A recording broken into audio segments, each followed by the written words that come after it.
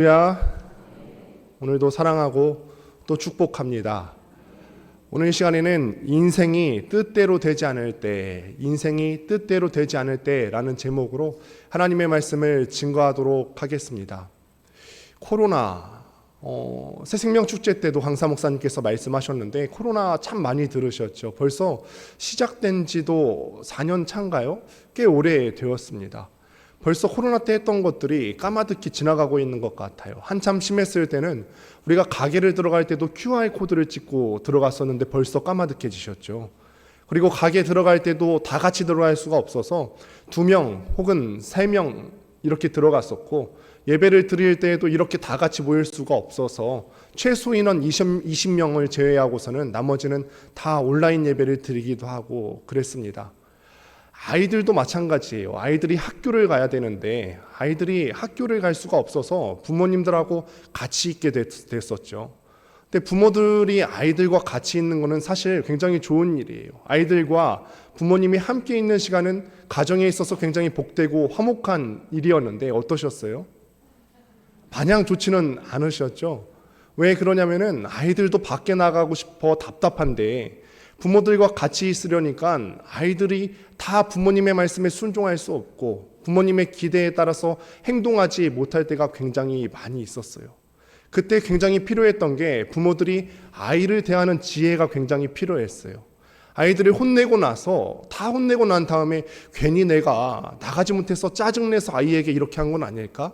혼내고 난 다음에 후회가 밀려오기도 하고, 그때 많은 부모들이 이런 기도의 제목을 냈었어요. 내가 아이들과 함께 있을 때 아이를 대하는 지혜를 내게 주옵소서. 그 지혜가 늘 우리에게 필요했던 거죠. 이것을 보면서 우리가 참 많은 생각을 하게 돼요. 아이들도 내 뜻대로 되지 않는구나. 이 부모들이 아이를 대하는 지혜가 필요한데 이 지혜가 나에게 참으로 필요하구나라는 생각들을 많이 해보게 됩니다. 엄마들이 아이를 대할 때 외국 사람들과 한국 엄마들의 차이가 좀 있다고 해요. 예를 들어서 외국 아이들이 컵을 들고 가다가 컵을 놓쳐서 깨트렸어요. 그러면 외국 엄마들은 어떻게 반응할까요? Are you okay? 너 괜찮니? 어디 다친 데는 없니? 이렇게 먼저 아이들이 다쳤는지를 확인합니다. 혹은 아이들이 이것 때문에 놀라진 않았는지 그 마음 상태를 확인하죠. 그런데 한국 엄마들은 어떠죠? 어떠세요? 본인 이야기이신 걸로 이렇게 생각이 되어지시는데, 한국 엄마들은 만약에 아이가 컵을 들고 있다가 깼어요. 그러면 어떻게 반응하냐면 잘한다, 잘했지요, 잘한다, 다 깨불어 이러시죠. 저희 엄마 이야기는 아니고요. 이렇게 반응하세요. 우리의 삶 가운데서는 우리 뜻대로 되지 않는 것들이 참 많이 있어요. 특히 부모라면은 내 아이가 이렇게 행동해 줬으면 좋겠는데, 사고 치지 않았으면 좋겠는데, 내 기대대로 자라줬으면 좋겠고, 공부도 잘했으면 좋겠고, 사고도 치지 않았으면 좋겠는데, 특히나 부모라면은 자기 자식인데 자기 배로 나왔는데 자기 생각대로 움직여지지 않는 그런 자식의 모습을 많이 보게 됩니다. 그래서 우스갯소리로 얘기했습니다만, 자녀들이 사고를 치거나 혹은 문제를 일으켰을 때 자녀를 사랑하는 부모의 속마음이 때로는 짜증스러운 반응으로 아이에게 나타날 때가 있더라는 말이죠. 다윗도 그랬어요. 자녀 문제라면은 속 많이 썩은 인물이죠. 자녀 문제라면은 속을 굉장히 많이 썩은 인물 중에 하나가 바로 다윗입니다. 오늘 함께 보신 이 사무엘하 본문에 보면은 다윗에게 이전에 어떤 일들이 일어났는지 혹시 아십니까? 사랑하는 자기 아들이 왕인 자기 자신에 대해서 반역을 일으켰어요. 반역을 일으켰다는 말은 그냥 이 아들이 어떤 컵을 깨트렸다거나 아니면 심부름을 하지 않았거나 하는 문제와는 차원이 다른 문제입니다. 아버지인 자신의 목숨과 이 왕의 자리를 노리고서 이 아들인 압살롬이 군사 쿠데타를 일으켰다는 거예요. 이 반란의 결과와 상관없이 다윗에게는 굉장히 뼈아픈 고통을 주는 행동이었습니다. 물론 우리는 성경을 통해서 이 압살롬의 반역이 실패로 돌아갔다는 것을 아주 잘 알고 있습니다만, 만약에 이 압살롬의 반역이 성공했다면 어떻게 됐을까요?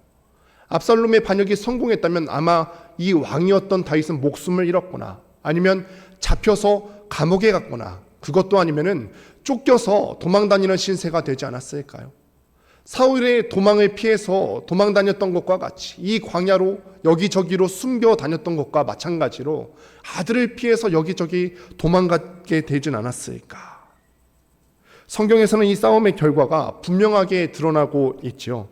아들 압살롬의 반역은 완벽하게 진압되었고, 반역의 주동자 이 압살롬 자신은 이 다윗의 군대 총사령관이었던 요압에 의해서 아주 잔혹하게 살해되게 됩니다. 여러분 마음 어떠세요? 여러분들이 다윗이라면은 내 아들이 나한테 반란을 일으켰는데 그 반란 일으킨 것 때문에 내 사령관에게 살해당했으면은 시원하시겠습니까? 이 아들 나한테 반란 일으켰으니 죽어도 사다, 시원하시겠어요?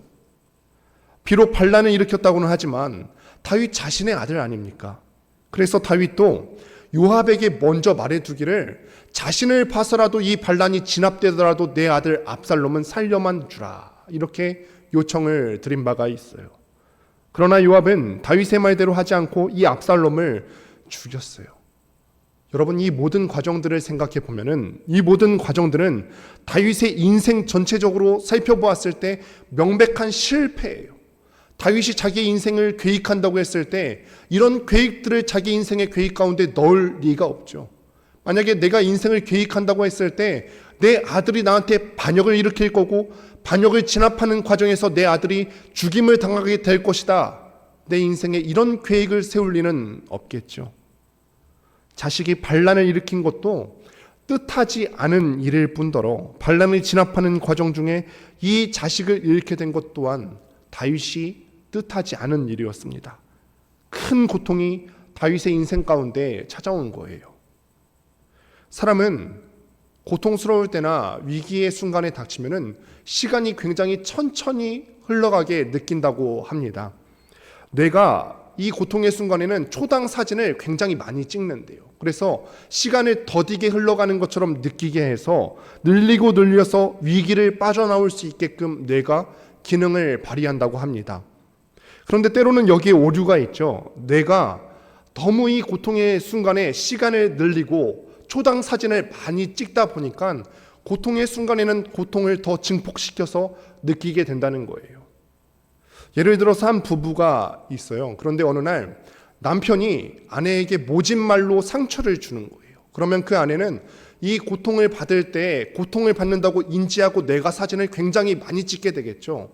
그럼 어떤 일이 발생하냐면 아내가 그 남편의 말을 잘 기억해요. 아주 잘 기억하죠. 그리고 몇 년이 지난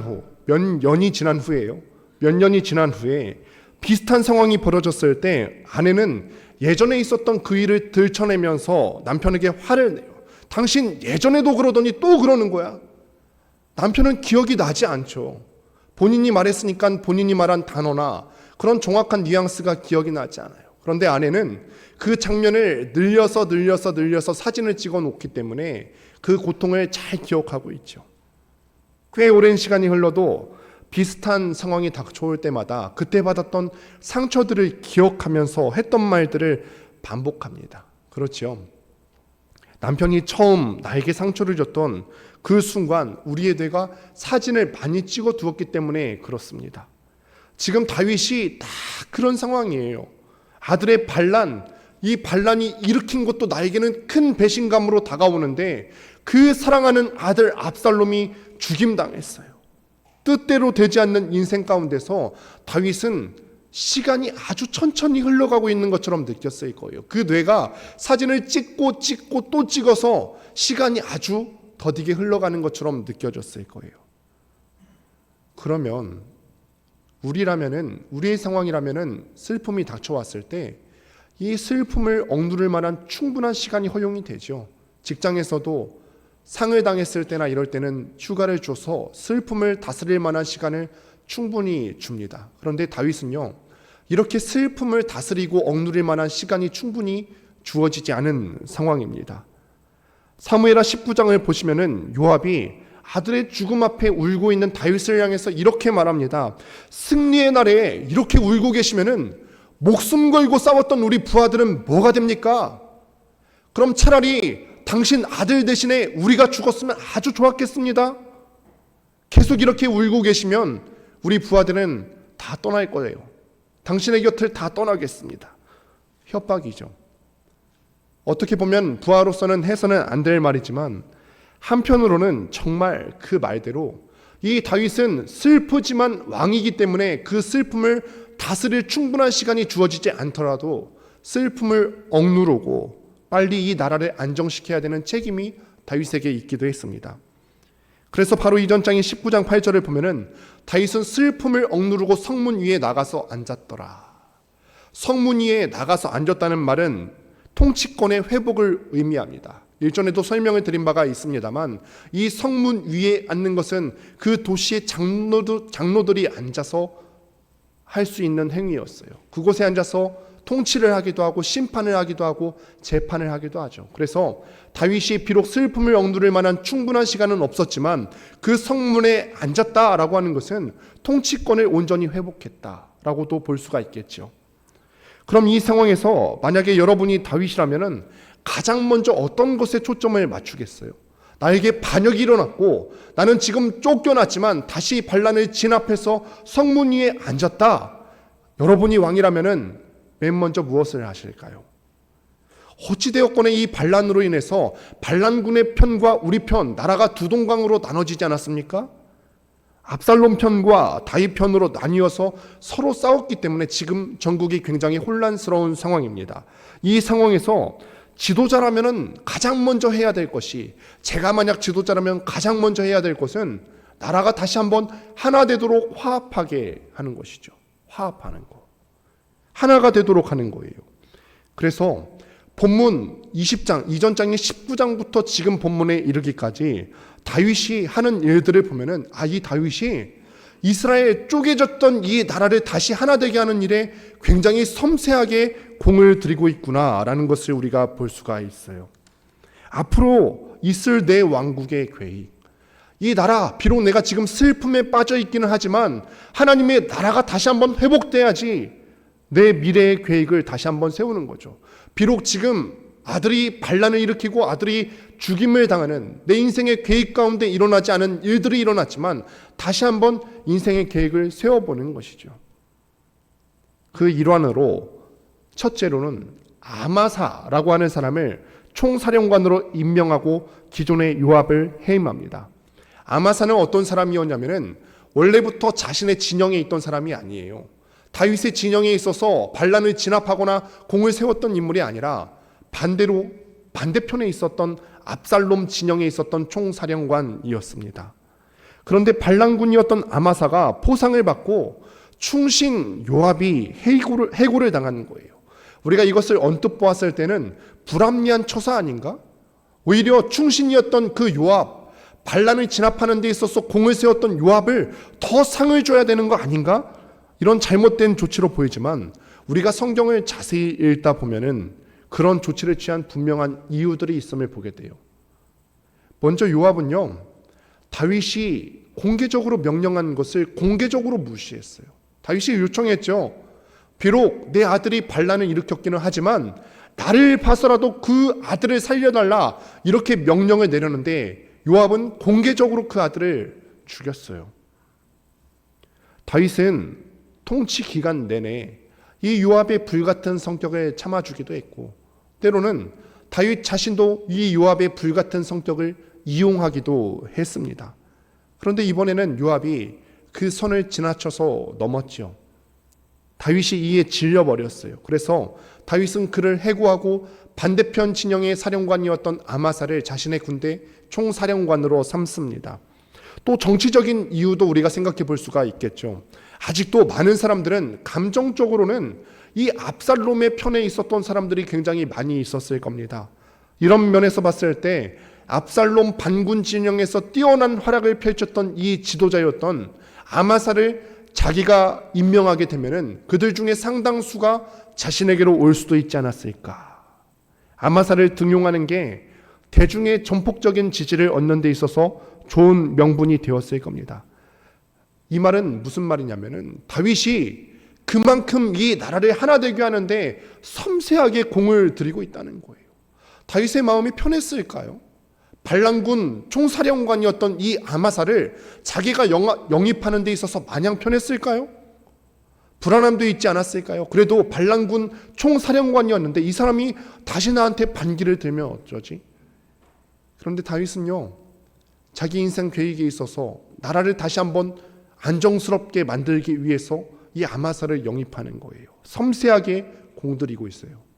두 번째로요, 이 다윗이 나라를 하나 되기 위해서 했던 노력이 무엇이냐면 시므이라고 하는 사람을 품습니다. 시므이. 우리는 시므이에 대해서 알고 있어요. 시므이는 어떤 사람이냐면 다윗이 맨 처음에 압살롬이 반역을 일으켰을 때, 그래서 그 왕궁에서 쫓겨나올 때 다윗의 힘이 다한 줄 알고 다윗이 절대로 못 일어서겠지 하면서 쫓아나와서 다윗을 저주했던 사람이에요. 다윗을 놀리고 저주하고 무너졌음을 놀렸던 사람입니다. 시므이는요, 백성들 중에 있는 강력한 반다윗 세력의 대변인이었어요. 다윗이 쫓겨갈 당시 시므이는 다윗이 곧 망할 줄 알고 온갖 저주를 다 퍼부었죠. 그런데 이제는 다윗이 돌아왔고 다윗이 그 힘을 회복했습니다. 그 앞에서 시므이는 회개하면서 내가 그때 당신을 저주했던 것 잘못했습니다. 나를 한 번만 살려주십시오. 회개하면서 다윗의 자비를 구하고 있어요.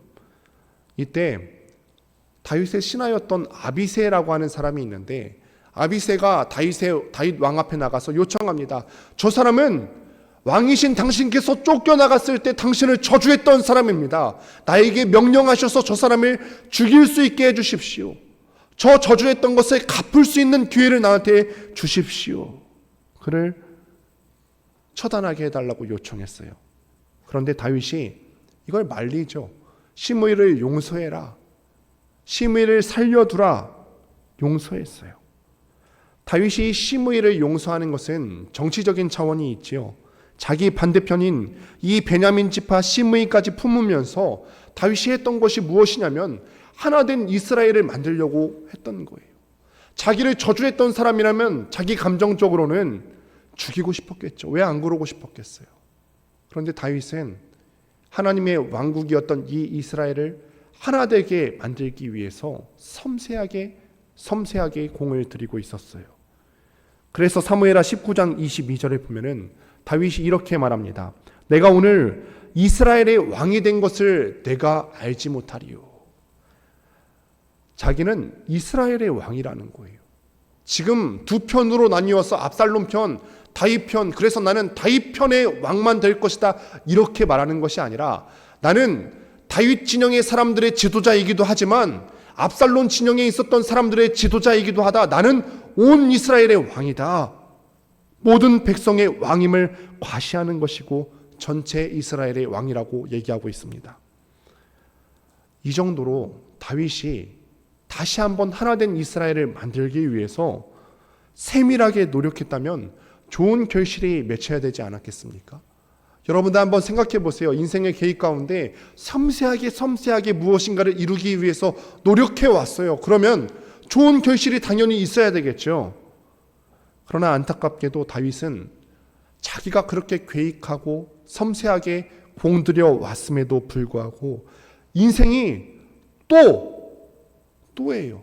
이전에도 실패한 경험이 있었으니까요. 또 뜻대로 되지 않음을 경험합니다. 사실 오늘 사무엘하 20장 본문이 세바라고 하는 사람의 반란 사건인데, 이 사건을 이해하기 위해서는 이전 장인 19장 40절부터 유심히 보실 필요가 있습니다. 함께 사무엘하 19장 40절 말씀을 같이 한번 읽어보도록 하겠습니다. 함께 읽습니다. 시작.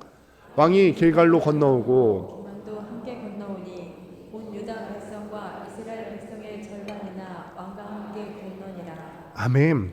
길갈은요, 요단을 건너자마자 있는 지역의 이름입니다. 반란을 제압하고 승리한 왕의 귀환이에요. 그런데 왕이 귀환할 때 이 말씀의 기록에 의하면 누가 맞이하게 되냐면 온 유다 사람들과 온 유다 백성과 이스라엘 백성의 절반이나 맞이했다라고 기록해요.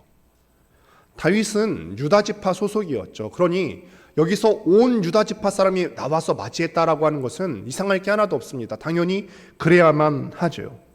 그런데 나머지 지파 입장에서 보면 어떻죠? 성경에서는 절반이나 라고 기록되어 있습니다만 사실 엄밀히 말하면 전체 이스라엘 왕의 귀환인데 절반 밖에 안 온 거죠.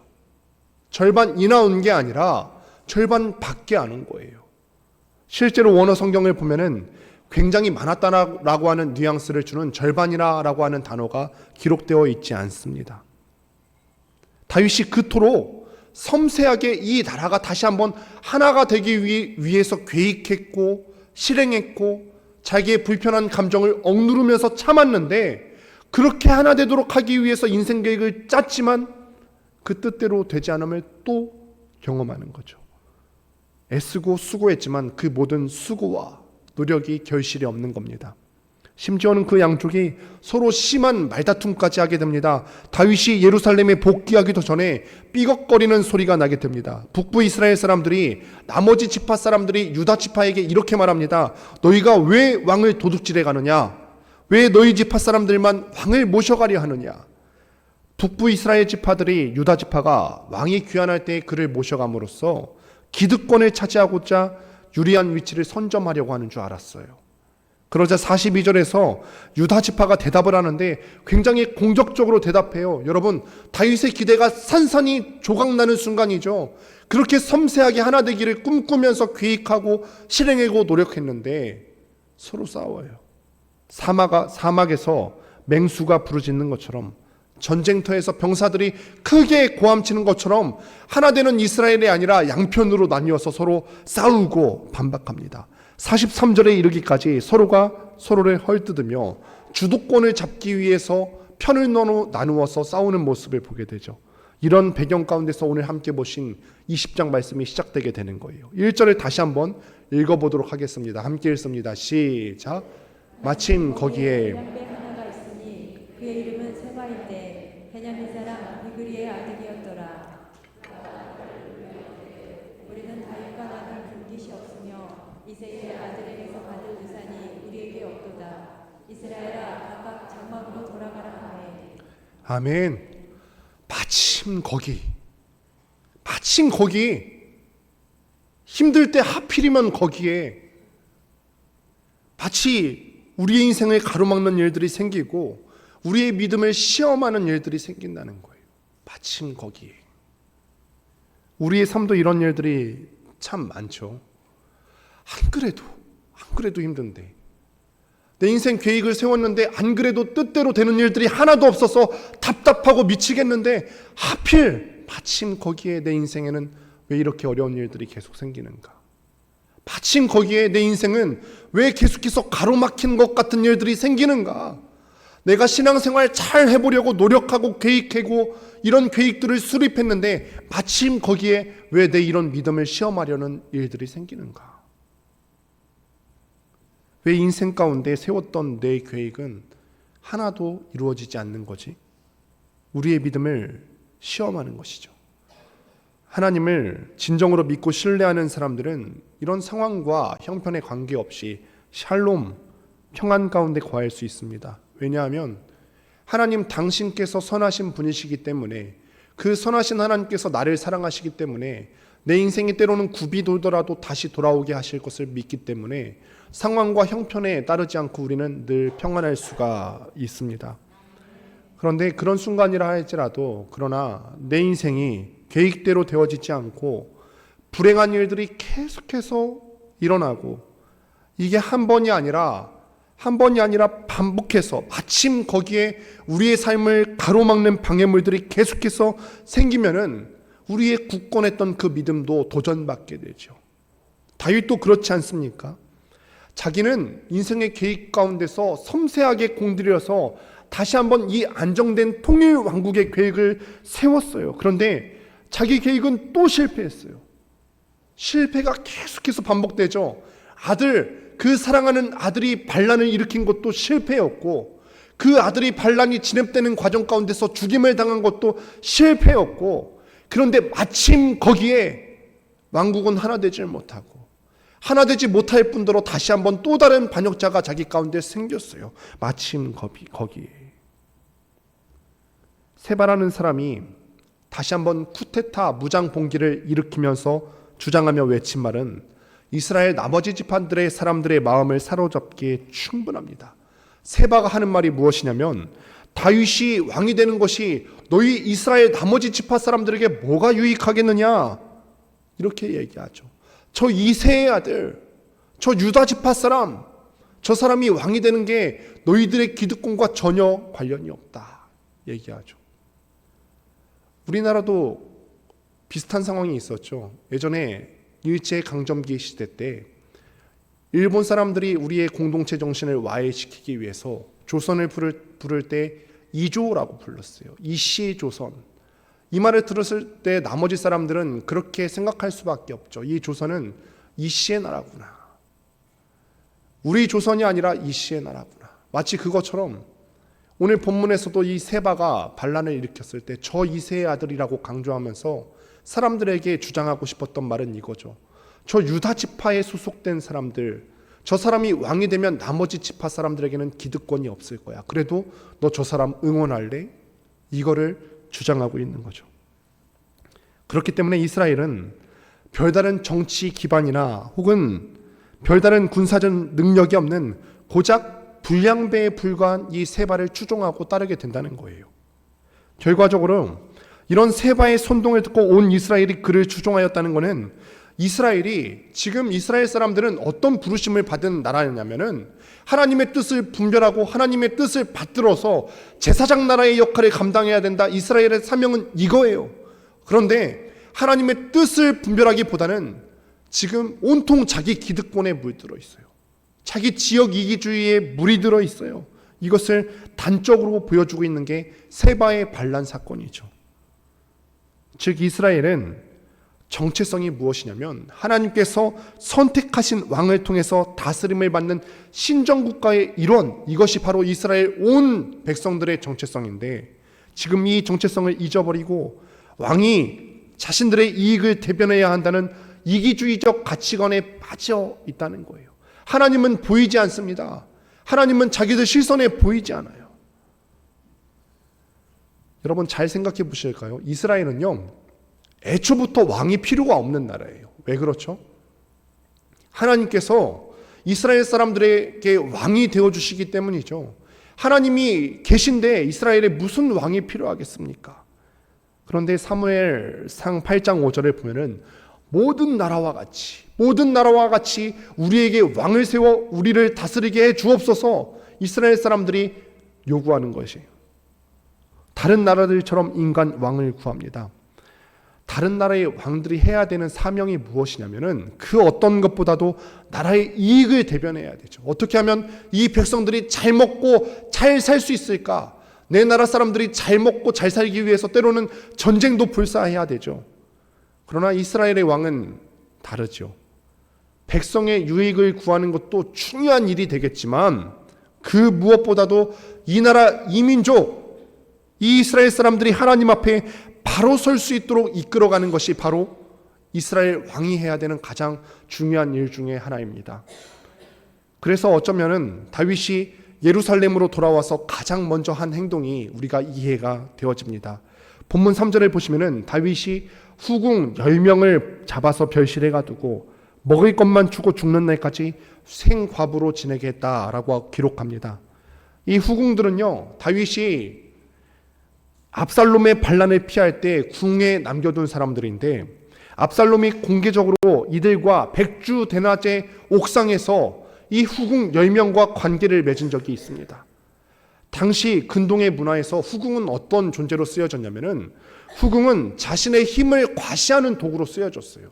그래서 후궁을 많이 둔다라고 하는 건 어떤 의미가 있었냐면은 자신이 이만큼 힘이 있다라는 것을 드러내는 도구로 쓰여지기도 했고 전쟁을 벌여서 내가 어떤 나라를 점령했어요. 그러면은 그 점령한 나라의 왕의 후궁과 동침했다. 이거는 내가 그 나라 왕을 완전히 내 기반 밑에 두었다. 이것을 자랑하는 도구로 쓰여지기도 했습니다. 그러니 압살롬이 다윗의 후궁들과 공개적으로 동침한 것도 같은 이유예요. 비록 내 아버지이기는 하지만 내가 아버지의 후궁을 취하면서 전대왕인 이 다윗을 완전히 내가 점령했다. 완전히 내가 내 세력 아래에 두었다. 왕의 권세를 과시하려고 했습니다. 그러나 지금 다윗은 자만하게 할 만한 매력 있는 것들은 그 어떤 것이라도 자신에게서 없애기 위해서 후궁들을 버려요. 만약에 다윗이 일반 세상의 왕이었다면 다시 돌아왔으면 후궁들을 다시 취하겠죠. 비록 내가 빼앗겼지만 나의 힘이 다시 회복되었다. 이 후궁들이 다시 한번 나에게 돌아오면서 온 세상 사람들에게 과시하고 싶었을 거예요. 그런데 다윗은 이 후궁을 버립니다. 그는 하나님이 왕이지 사람들의 왕이 아니라는 사실을 보이고 싶었던 거예요. 다윗은 이 후궁들을 내가 다시 빼앗았다. 내가 아들인 압살롬을 다시 한번 능가했다. 이 압살롬을 능가하기 위해서 돌아온 것이 아니라 겸손하게 하나님의 주권을 드러내기 위해서 돌아왔다는 것입니다. 그 후궁들을 살려둠으로 다윗은 평생 동안 자신의 실수를 떠올리게 될 거예요. 이 후궁들을 바라볼 때마다 내가 이전에 이런 실수들을 했었지, 이런 것들을 날마다 기억할 거예요. 주변 나라의 왕들과 동일하게 후궁을 많이 두어서 자신을 과시했던 그런 행동들, 하나님 앞에 실수했던 것들을 두고두고 떠올릴 것입니다. 그러면서 다윗은 백성들에게 이렇게 신호를 보내는 거죠. 당신들이 바라보고 있는 지금 나 다윗 왕은 그렇게 대단한 왕이 아니에요. 지금 온 백성들이 당신들이 바라보고 있는 왕, 나 다윗 왕은 징벌을 받은 왕이다. 내가 고통을 받았지만 그 고통이 나에게는 유익했었고, 나는 더 이상 이전에 당신들이 알던 그 왕이 아니다. 자기 과시에 사로잡혀 있던 그 왕이 아니다. 나는 실수했고 그래서 고통받았고 이 고통을 통해서 깨닫게 된 나다. 이것을 백성들에게 메시지로 전해주고 있는 거죠. 왕의 후궁들과 관련된 어떤 사회적 문화적인 의미가 현대에 명확히 드러나 있지 않기 때문에 더 깊이 해석하는 모험을 할 수는 없습니다. 하지만 다윗은 계속해서 인생이 뜻대로 되어지지 않는 경험들을 통해서 다윗의 인생에는 어떤 일들이 벌어졌냐면 인생이 계속해서 다듬어졌어요. 우리는 인생이 뜻대로 되지 않으면 늘 불평해요. 왜 내 인생이 뜻대로 되지 않죠? 하나님, 내가 이만큼 하나님께 했으면 조금은 들어주셔야 되는 거 아니에요? 그런데 왜 마침 거기 또 뜻대로 되지 않는 경험들을 하게 하시는 거예요? 그런데 이런 실패들을 통해서 하나님께서는 우리가 다듬어지기를 원하시죠. 그리고 이 가운데 끝끝내 만지시는 하나님을 경험하기를 원하세요. 우리의 신앙도 그렇게 자라오지 않았습니까? 우리가 삶에서 일어나는 어느 한 단편적인 사건만을 가지고는 우리가 하나님을 온전히 다 알 수가 없습니다. 그런데 반복되어지는 인생의 실패 앞에서, 실패가 때로는 우리를 고통스럽게 하지만 반복되어서 경험하는 그 실패 속에서 우리는 하나님의 뜻이 무엇인지를 어렴풋이 알게 됩니다. 하나님의 사람으로 온전하게 빚어져 가는 것입니다. 예전에 몇 년 전에 제가 차고 있던 시계가 멈췄어요. 시계 배터리를 교체한 지가 얼마 되지 않았는데 이 멈춰선 것이 너무 이상하게 생각해서 서비스 센터에 갔더니 수리비가 10만 원이 나오는 거예요. 시계값이 15만 원 정도밖에 안 됐을 건데요. 전혀 예상하지 못했던 일이고 예상하지 못했던 금액이에요. 제가 그 당시 사례비를 180만 원 받고 있는데 180만 원으로 4인 가족 생계 유지하기도 참 쉽지가 않은데 헌금하고 나면 실제로 들어갈 돈이 얼마 없는데 10만 원이 너무 크게 느껴지죠. 그래서 마음을 차분히 하고 시계를 딱 바라보고 기도했어요. 기도밖에 없다. 안수기도를 했어요. 하나님, 수리하는데 10만 원이나 들어가는데 수리하기에는 생활비가 너무 쪼들리고 남대문 시장에 가서 지금 배터리만 좀 교체해 볼 건데요. 제발 돌아가게 해주세요. 제발 돌아가게 해주세요. 그리고는 배터리를 교체했어요. 잘 됐을까요? 안 됐을까요? 여러분이 기대하시고 또 소망하시는 대로 잘 안 됐어요. 안 됐어요. 그런데 저는 이 단편적인 사건 하나만을 보고서 하나님이 내 기도를 듣지 않으셨어. 하나님께서는 내 실패 가운데 도와주시지 않는 분이야 라고 생각하지 않습니다. 왜냐하면 지금껏 살아오면서 제 인생의 사건들 가운데 경험한 하나님이 그런 분이 아니심을 내가 잘 알기 때문에 그래요. 이 사건 하나 때문에 내가 하나님을 정리할 수 없기 때문에 그렇습니다. 비록 내가 이 시계를 놓고 기도했지만 그 기도는 응답되지 않았지만 나머지 내 인생을 통틀어서 봤을 때는 하나님은 선하신 분이야 확신하기 때문에 그렇습니다. 다윗의 인생을 보십시오. 애초에 왕으로 기름 부은 것도 자기가 뜻해서 계획대로 된 것이 아니었죠. 골리앗을 이기고 백성들이 칭송하니까 사울이 그를 질투해서 죽이려 합니다. 이때 다윗이 광야로 내쫓겨가고 적국인 블레셋 땅까지 도망하지 않습니까? 이것도요, 다윗의 인생의 계획 가운데는 없었던 일이에요. 자기가 광야로 쫓겨가고 적국인 블레셋 나라까지 간 거 자기 계획에는 없었던 일입니다. 이어서 오늘 본문에 이르기까지 압살롬의 반란과 죽음도 자기가 계획하지 않은, 뜻하지 않은 일이었습니다. 반란 이후 하나 된 이스라엘을 위해서 세밀하게 공들였던 이 다윗의 노력은 또 어떻습니까? 오늘 본문에 나오는 세바의 반란에 의해서 처참하게 깨지지 않습니까? 하나도 되는 게 없어요. 자기 인생 계획대로 되는 게 하나도 없습니다. 왕인데도, 왕이면 힘이 있어서 자기 마음대로 될 것 같은데 왕도 자기 마음대로 할 수 있는 게 하나도 없었어요. 우리가 이런 사실들을 통해서 발견하는 점이 있습니다. 다윗이 왕권을 회복하는 것이 다윗의 탁월한 인간적인 능력에 의해서 이루어지는 것이 아니라 하나님의 은혜로 말미암는다는 거예요. 다윗이 선택하고 결정한 일들은 자기 노력으로 해보려고 했지만 해보는 뜻대로 잘 되지 않았고 계속해서 시행착오를 거듭했고 거의 열매를 맺지 못하고 무의에 그쳤어요. 시므이를 용서하면서 베냐민 지파의 환심을 사려고 했지만 아마사를 통해서 반란을 진압하려고 했던 그런 계획도 다 무마되었습니다. 심지어는 뒤이어 나오는 본문을 보면은 아마사가 일을 늦게 처리하니까 다시 요압이 나타나서 아마사를 죽이고 반란을 진압하는 과정을 볼 수가 있습니다. 요압을 견제하려고 했어요. 다윗은 요압을 견제하려고 아마사라고 하는 인물을 세웠는데 그 요압을 견제하려는 자기 뜻도 자기 마음대로 할 수가 없습니다. 그럼에도 불구하고요, 다윗의 왕권 회복은 거듭되는 실패 가운데서도 하나님의 도우심으로 말미암아서 이루어지게 됩니다. 뒤에 나오는 사무엘하 20장 23절에서 26절에 보면은 다윗이 다시 행정 조직을 정비한 일들이 기록되어 있는데 우리는 이 행정 조직이 다시 정비되는 기록을 보면서 다윗이 계속 실패하기는 했지만 그래도 다시 왕국을 재정비했구나, 이런 것들이 성공적으로 이루어졌구나 짐작할 수 있습니다. 이처럼 다윗이 무능력했음에도 불구하고 다윗이 성공적으로 왕권을 회복하였다는 사실은 역사의 전면에 드러나지는 않지만 하나님께서 당신의 택한 종을 용서하시고 다시 세우시는 은혜로운 손길을 보여주는 것이라고 할 수가 있습니다. 즉 다윗의 범죄로 인해서 나라 전체가 흔들리는 위기에 봉착했지만 역사의 주관자이신 그 하나님의 은혜로운 손길에 의해서 모든 일들이 해결되었다는 거예요. 다윗 자기의 인간적인 계획은 계속해서 무너졌고 자기 능력으로는 아무것도 할 수 없었지만 하나님의 도우심으로 인해서 이것들이 이루어졌다라고 하는 거예요. 다윗도 이런 사실을 분명히 알고 있었어요. 자기는 연약하고 부족합니다. 우리는 그렇죠.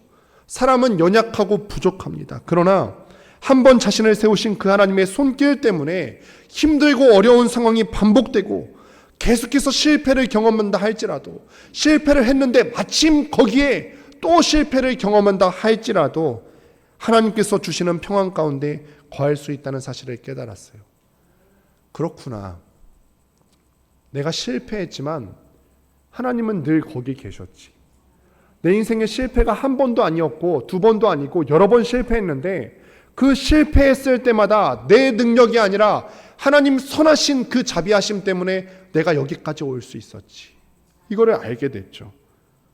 그래서 다윗의 말년에, 다윗이 인생을 다 살고 난 후에 말년에 기록한 사무엘하 23장 5절에 보면은 이렇게 기록합니다. 다 같이 한번 읽어보도록 하겠습니다. 함께 읽습니다. 시작. 내 집이 하나님 앞에 이같이 아니하냐. 하나님이 나와 더불어 언약을 세우사 만사에 예비하고 견고하게 하셨으니 나의 모든 구원과 나의 모든 소원을 어찌 이루지 아니하시랴. 인생에 계획했던 일들이 처참하리만큼 이루어지지 않는 다윗의 상황입니다. 그러나 다윗은요, 그 앞에서 좌절하거나 낭망하거나 도망가지 않습니다. 하나님을 저주하거나 자기가 지켜왔던 그 신앙을 배신하지도 않습니다. 잃어버리지도 않습니다. 도리어 어려움이 왔지만 하나님을 찬양하고 또 믿음이 굳건해지는 모습을 볼 수가 있습니다. 왜 그럴 수 있었죠? 그 하나님께서는 어떤 하나님이시냐면 나를 지키겠다고 약속을 세우신 하나님이시고, 신실하신 하나님께서는 자기 인생의 경험에 비추어 봤을 때 이 약속을 반드시 이루실 것이 믿어지기 때문에 그렇죠. 비록 나는 실패했지만 내가 경험한 하나님은 그런 하나님 아니야. 실패 가운데서도 뒤돌아보면 나를 다듬어 오셨지. 이 하나님을 한 번, 두 번, 세 번 실패 가운데 경험하다가 알고 나니까 어떤 실패 가운데서도 하나님을 굳건하게 믿을 수 있게 되고, 그래서 내 상황은 지금도 여전히 녹록지 않고 내 주변에는 여전히 나에게 어려운 일들이 있지만 그 어려운 상황과 환경에 굴하지 않고 나는 오늘 이 하루를 평안 가운데 샬롬으로 살아갈 수 있게 된다는 것입니다. 사랑하는 여러분, 말씀을 마무리합니다.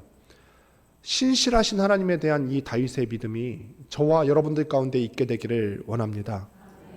우리 인생은 물론 다 경험하셔서 아시겠지만 내 뜻대로 되어지는 것이 하나도 없어요. 어쩜 일이 하나도 없을까요?